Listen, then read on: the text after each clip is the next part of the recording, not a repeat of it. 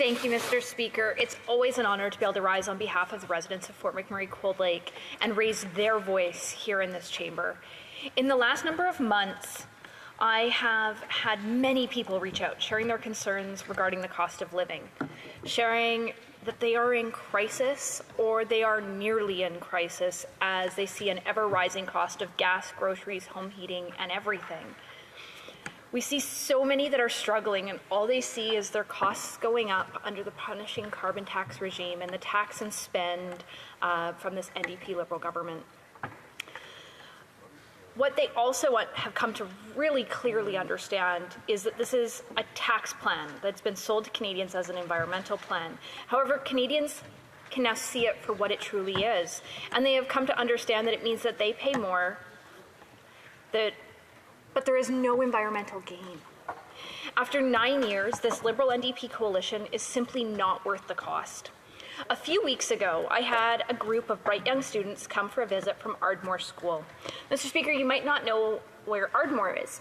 It is in northeastern Alberta, and it is in between the communities of Bonnyville and Cold Lake along Highway 28. This is a relatively rural community that has two major economic drivers: the energy industry and agriculture.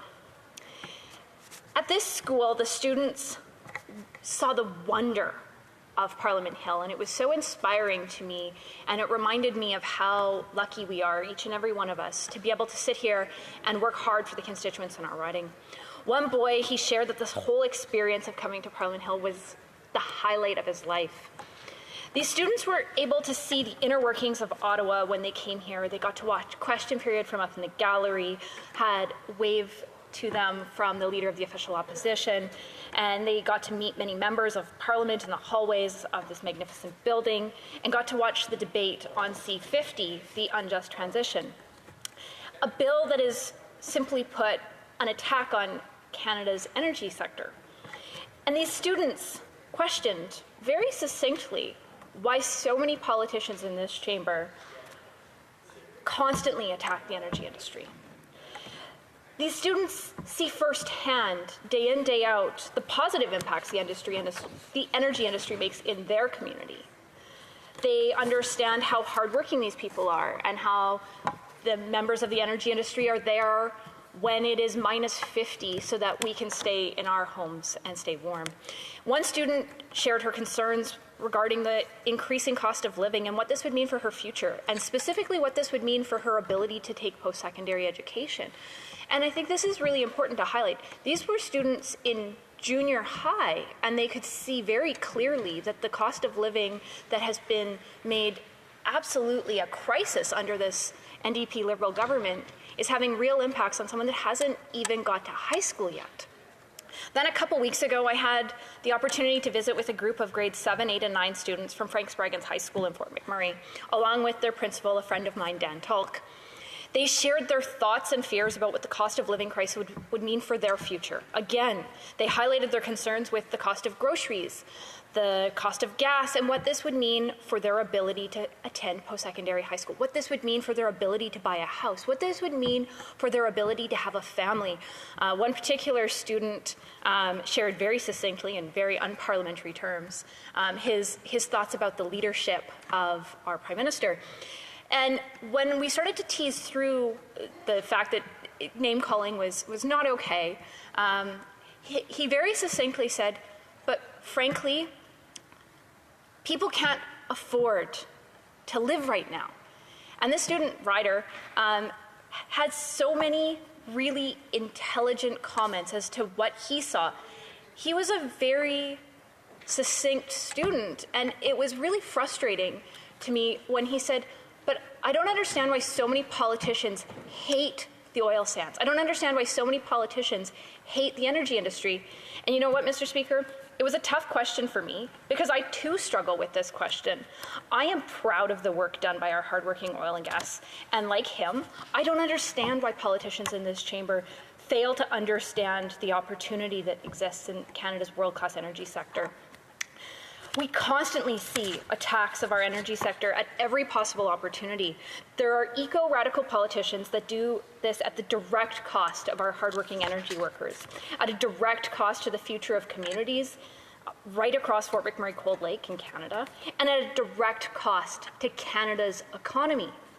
At a time when we desperately need economic growth, eco-radicals who have an intense hate for our world-class energy industry guide Canadian policy. They sit at the cabinet table, and they hold the pen on the costly coalition that keeps this government in power, pushing for ever more blows to this industry. They've made no attempt to hide their distaste for the oil and gas industry. However, in this budget, I think it's kind of interesting that we see the Minister of Finance use a rather rosy benchmark for West Texas Intermediate, the crude oil price of $78 US. It is worth noting that this is a rosier outlook than my home province of Alberta's forecast, which was $74 US dollars. I'm very curious to, at some point, get to see the modeling that was used for them to get to this number, because while they attack the industry, they have no issue whatsoever benefiting from the profits. The anti-energy agenda from this government has been consistent and punishing over the last 9 years. Anti-energy messaging, delays, arbitrary and inconsistent regulatory conditions, and an outright veto of approved export pipelines have all hurt this industry. Despite asks from Germany, Japan, and most recently Poland, amongst others, to export Canadian liquefied natural gas, the answer time and time again from the Prime Minister is there is no business case. In a time when the world is calling, Canada's NDP Liberal government refuses to answer the call. They would seem like they are more interested in supporting dirty dictator oil and fueling Putin's war machine than they are in supporting Canada's world-class energy industry. That is shameful, Mr. Speaker. Absolutely shameful. After 9 years, the NDP Liberal budget is just more of the same that got us into this mess. The Prime Minister did not do anything to stop the inflationary deficits that are driving up interest rates. He did not stop putting at risk our social programs and jobs in the economy by adding more debt. Simply put, he is not worth the cost for any generation, despite what he says.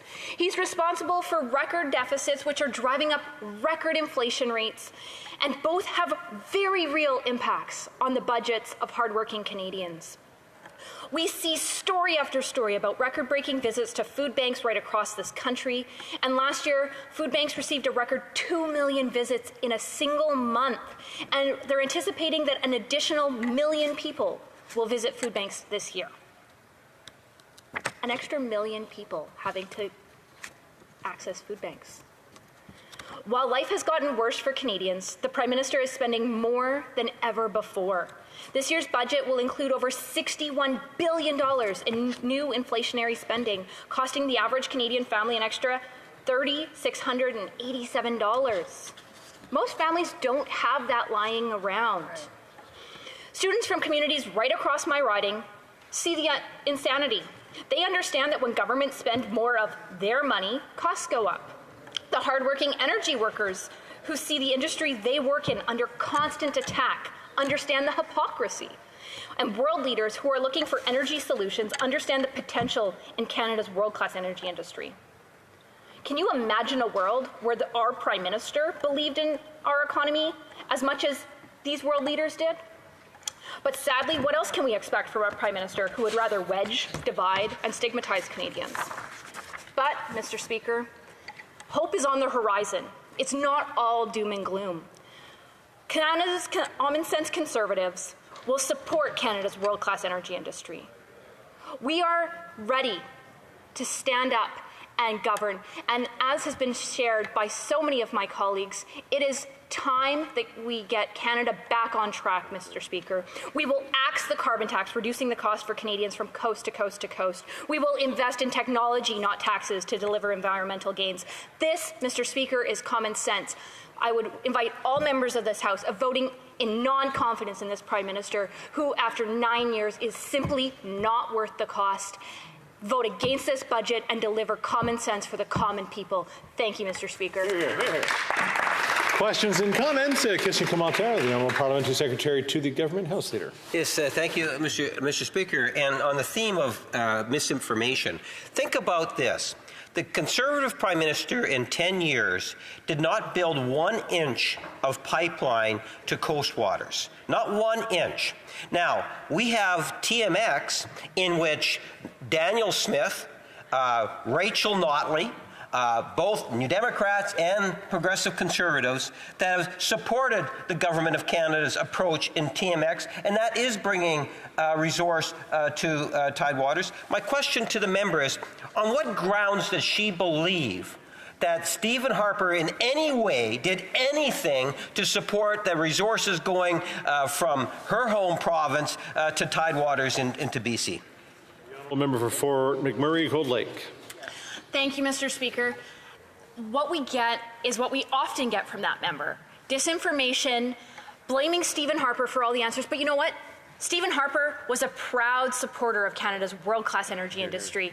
He supported LNG exports. We had 18 LNG projects when they took office. We've got 1, unfortunately, under them because they refuse to support LNG. They refuse to claim that there is a business case for this. They refused to allow Energy East to go forward, which not only would have benefited my home province of Alberta, it would have benefited your home province of Nova Scotia, Mr. Speaker. It would have benefited the province of New Brunswick. It would have benefited all of Canada. But this government decided that it was more important to play politics and fuel Putin's war machine than support Canada oil and gas.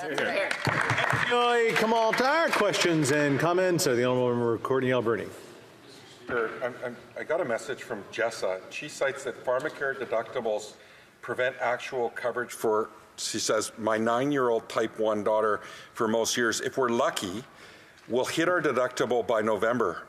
Over the last 7 years since her diagnosis, we've easily spent $60,000 out of pocket for her diabetic supplies and insulin, even with the help from Fair Pharmacare. Pretending things are already covered is atrocious and shows a lack of care and understanding on the Conservatives' part. So, Mr. Speaker, what we're hearing from Conservatives, they're more worried about the private insurance companies. Maybe my colleague can maybe she can respond to Jessie and explain to Jessie how she's supposed to deal with her 9-year-old daughter and continue to make sure that Jessie gets access to insulin. Fort McMurray, Cold Lake. Thank you, Mr. Speaker. And I appreciate the question from my honourable colleague. Here's the interesting part about this Pharmacare scheme that was put forward by this government. It's not actually a plan. It's the promise to eventually, possibly, maybe explore a plan. And if this government, the NDP Liberal government, really were interested in delivering for Canadians, they would have worked with provinces and territories to expand their plans, to go after the 3% of Canadians that didn't currently have a plan or the plans were not sufficient for them, and they would have been able to have Pharmacare already delivered to Canadians from coast to coast to coast. But that wasn't what they wanted. They wanted photo ops, they wanted announcements, they wanted promises, but they didn't actually want to deliver for Canadians. And this is this tragic trend that we see after 9 years of this government that is not worth the cost. Because it's all about the announcements, it's not about the delivery. And so, like I've said in my speech on Pharmacare, if they actually wanted Pharmacare, they would have worked with provinces and territories to develop their plans out so that Canadians could have benefited already. Thanks, Mr. Speaker. Questions and comments? Question commentaire. The Honourable for Souris Moose Mountain. Thank you, Mr. Speaker, and I thank my colleague for her question and her presentation, an excellent presentation, and also pointing out the fact that this government seems to be a little bit more emphasis on putting hard drugs into people's hands than actual medication and Pharmacare medication to Canadians. But with that said, the member talked about technologies and how we are looking forward to, because developing those technologies are going to create jobs. And we saw with the Just Transition Task Force that created basically no jobs other than bureaucracy, and is not stepping up for our coal miners, which I know my colleague has in her riding in her province. I'm wondering if she would comment a little bit more on how to see that technology and how it's going to improve Canada. Well, 30 seconds. The Honourable Member for Fort McMurray, Cold Lake. Thank you, Mr. Speaker, and I want to thank my colleague that I get the privilege to work with on the Health Committee for that wonderful question, and he's very right. This government is more interested in building bureaucracy than actually creating jobs. They want to have jobs here in Ottawa rather than jobs in our ridings right across the country, and that is absolutely inappropriate and not the right way of doing it. It is government central planning at its absolute peak. And so this is something that common sense Conservatives will continue fighting for day in, day out, to make sure that Canada's world-class oil industry and energy industry have the support that they need so those workers can keep the lights on when it's cold outside. Thank you, Mr. Speaker.